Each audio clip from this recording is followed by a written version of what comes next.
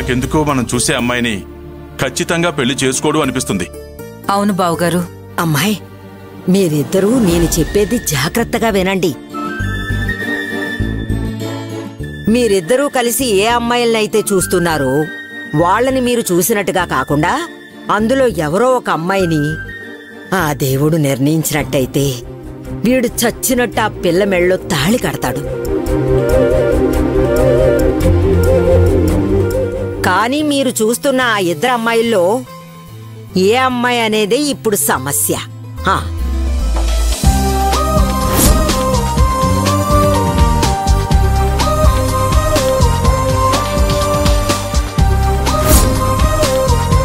ఒరే సత్యం, అమ్మా ఏం ఆలోచిస్తున్నావు?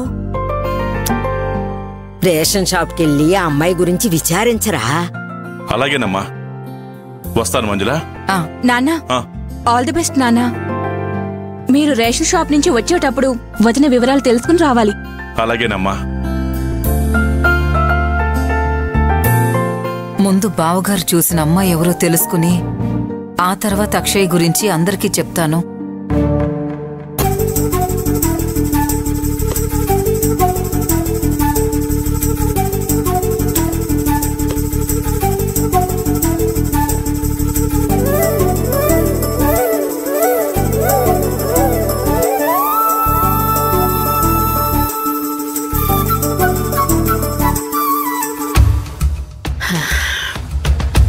ఊర్లో ఉన్న ఎకరా పొలం నా పేరు మీదకి రిజిస్టర్ చేసిచ్చేంతవరకు ఆ అక్షయ ఏం చెప్పినా సరే అనాలి.